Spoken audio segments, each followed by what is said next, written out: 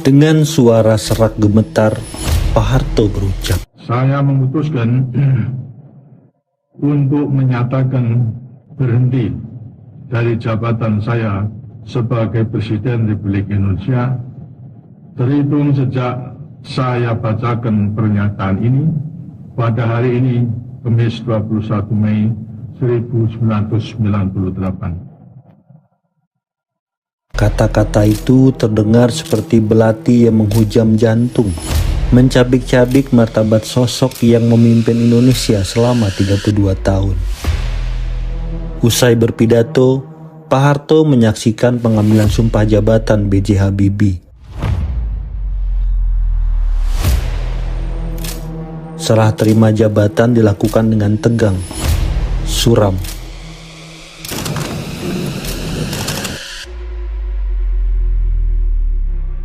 Saya akan melaksanakan kewajiban konstitusional saya, ialah mengucapkan sumpah. Wajah Pak Harto tampak letih saat menyalami mantan wakilnya.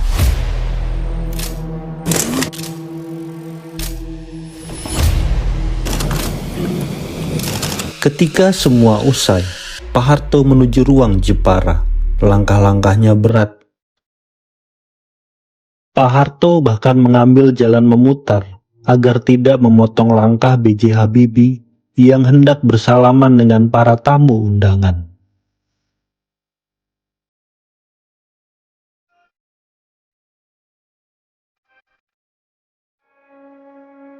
Ia berpamitan dengan pimpinan MPR, kemudian menggamit lengan Siti Hardianti Rukmana, biasa dipanggil Mbak Tutut, anak sulungnya, saat menuruni anak tangga istana. Pak Harto sempat menyunggingkan senyum tipis kepada para pewarta sebelum kembali ke cendana dengan pengawalan ketat.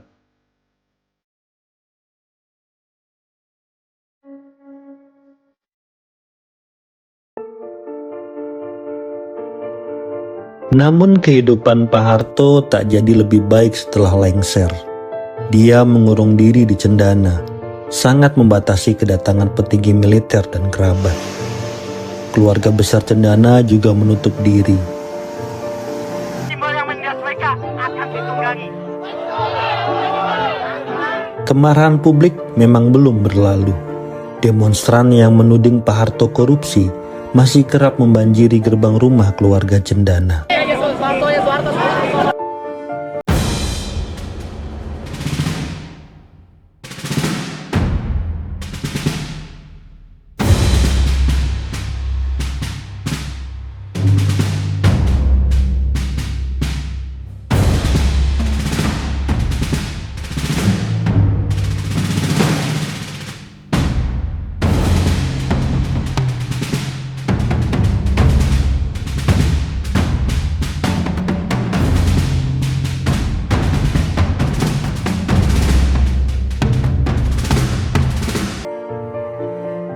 Biarlah sejarah yang mencatat, dengan hati bersih, saya sudah memimpin dan memajukan negeri ini.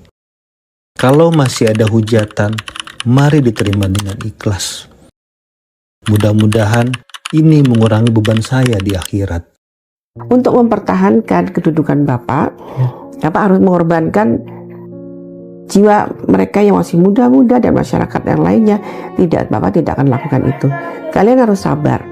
Kalian harus tidak dendam, itu selalu dikatakan. Jangan dendam. Kan dendam itu tidak akan menyelesaikan masalah. Dendam, coba kamu nanti balas dendam ini. Yang dibalas itu belum tentu mereka terima. Dia akan membalas lagi. Akhirnya saling balas-membalas sampai kapan gitu. Jadi jangan. Kisah renggangnya relasi Pak Harto dan anak emasnya, Habibie, sejak pengunduran diri Pak Harto dari kursi presiden memang sudah menjadi rahasia umum. Setelah Pak Harto membacakan lengser, melipatnya, kemudian Pak Habibie membacakan janjinya, sumpahnya, ya, kemudian ditutup, Pak Harto langsung balik kanan dan keluar.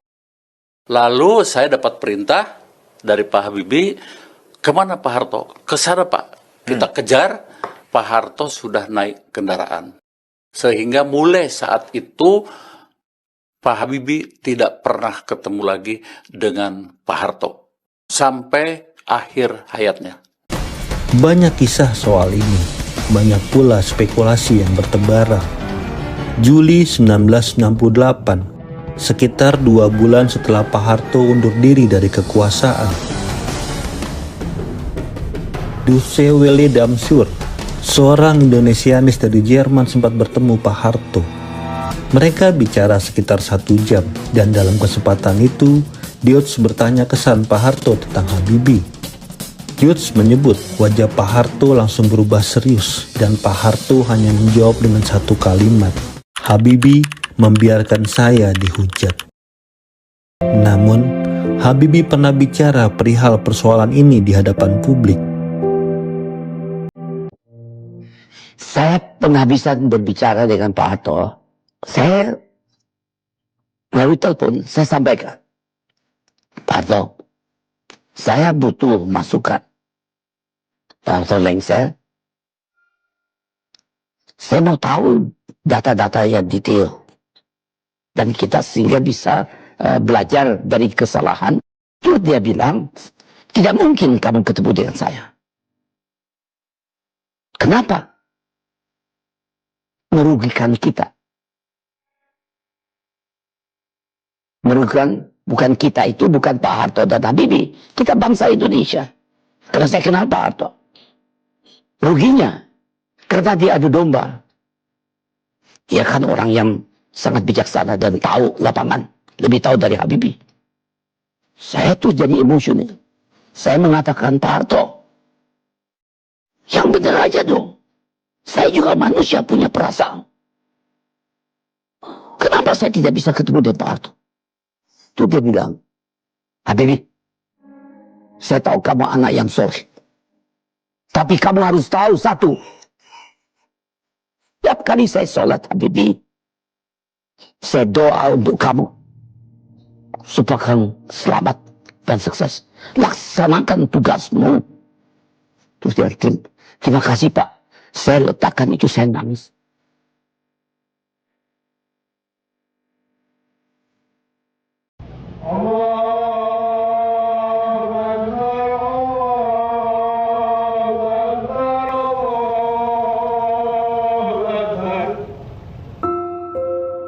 Selepas mundur dari puncak kekuasaan, Pak Harto makin religius.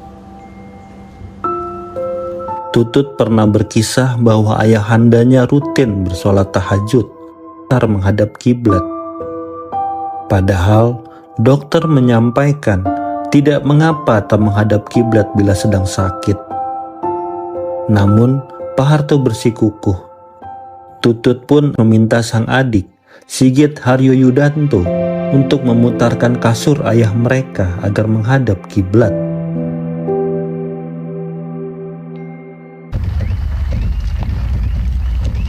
Sisi religius Pak Harto juga terpotret oleh kisah Quraisy Shihab,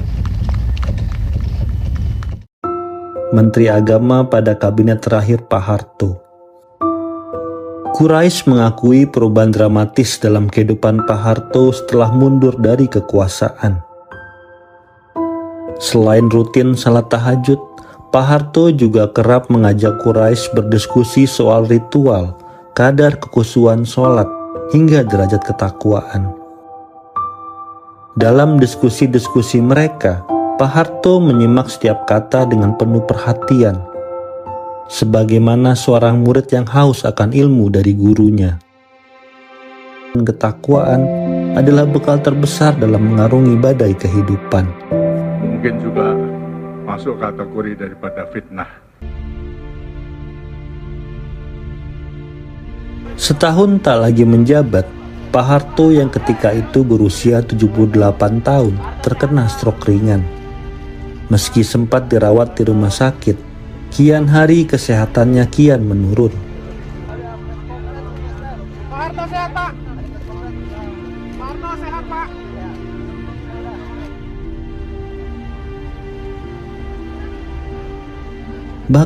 Oh tidak, diam saja. Pak, Mbak Tutut tadi beritahu, tidak usah. Bapak sampai marah gitu sama saya kan. Setelah berjuang melawan penyakitnya selama 9 tahun, akhirnya Pak Harto kembali kepada Sang Maha Pencipta.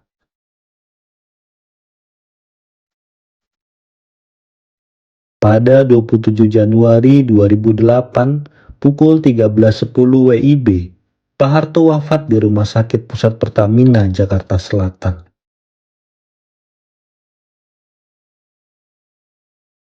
Sesuai pesannya, jenazah Pak Harto disemayamkan dahulu di rumah duka Cendana. Esok harinya, jenazah Pak Harto diterbangkan dari Bandara Halim Perdana Kusuma ke Solo pukul 10 pagi untuk kemudian dimakamkan di Astana Giribangun, Karanganyar.